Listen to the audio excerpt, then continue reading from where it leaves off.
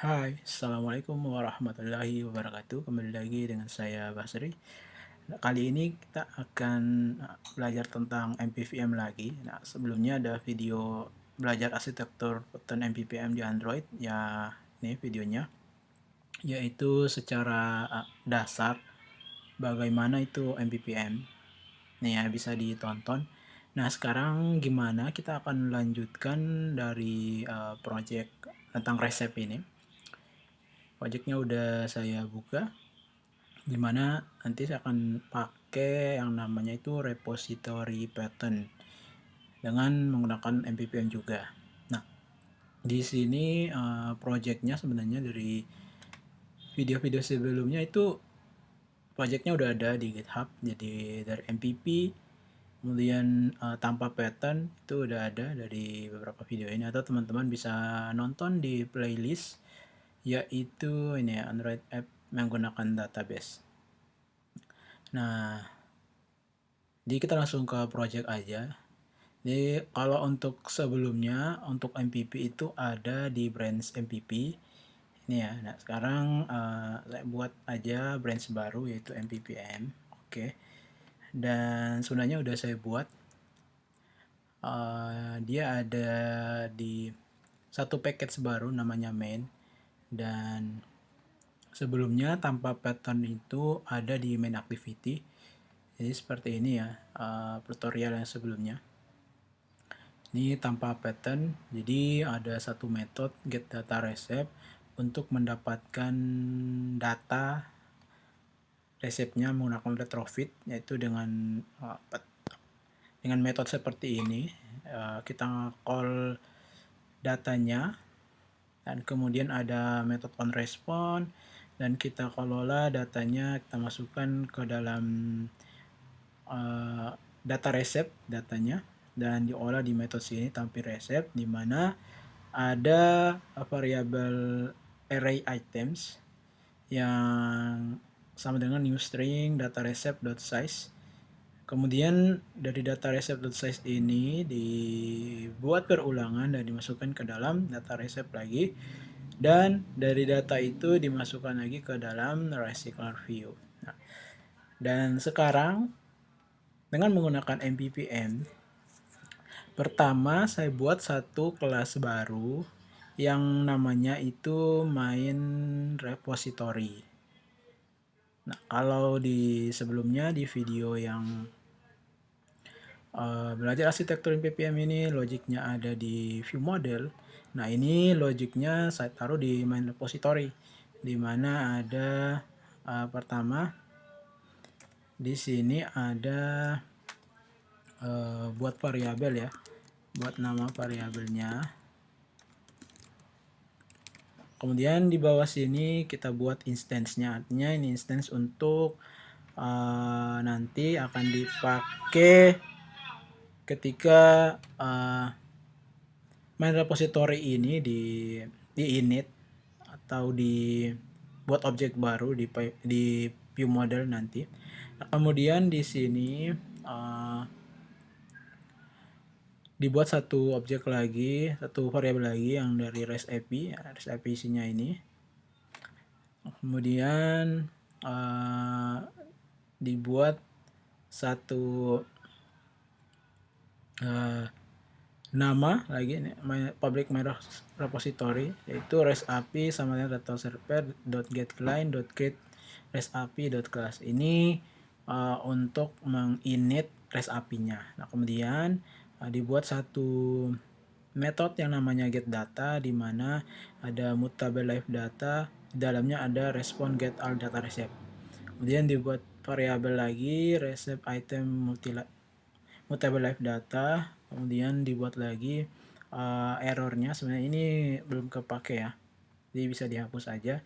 Dan kemudian di sini sama seperti yang ada di main activity REST API.dataReceipt.enqueue, kemudian di callback si respond get all data receipt, dan seperti biasa ada dua metode on response dan on failure.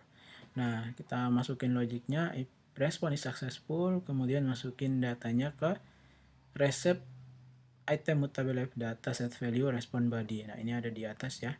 Kemudian errornya kita set value error, gagal dapatkan data, ini ada di bagian atas variabelnya. Kemudian ketika on failure, kita buat si receive item mutable data itu null. Nah, kemudian jangan lupa di return receive item mutable data. Nah, nanti get data ini akan dipanggil di main view model. Nah, di main view model, kelas main view model seperti ini, dia extend ke view model, kemudian dibuat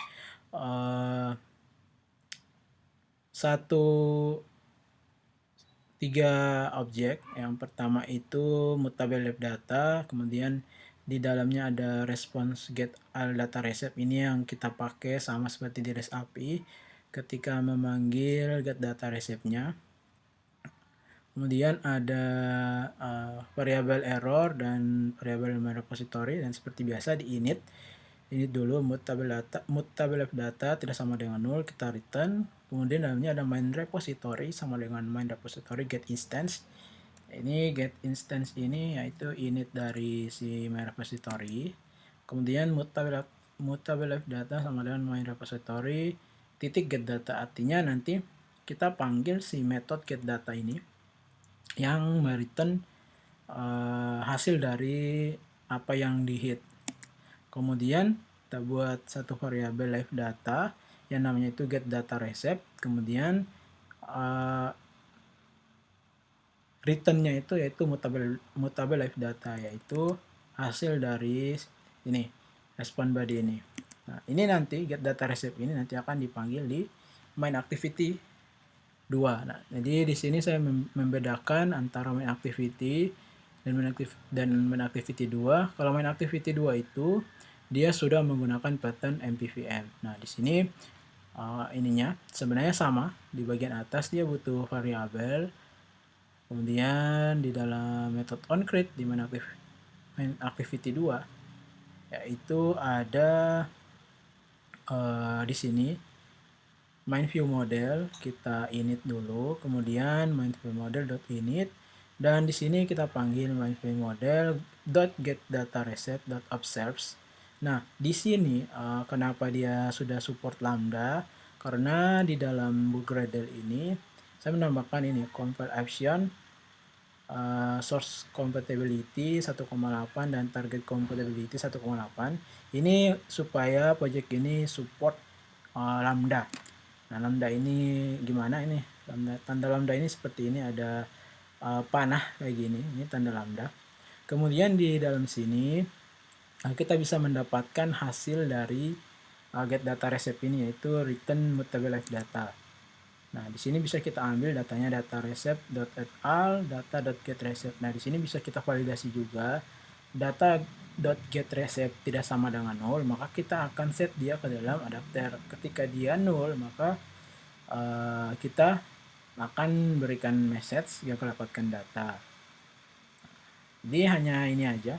Nah, kenapa menggunakan MPVM? Karena di MPVM itu sudah support live data. Artinya ketika ada perubahan di data, ketika dia nge-patching data, nge-patching API dari data dari database, itu kita tidak perlu lagi menggunakan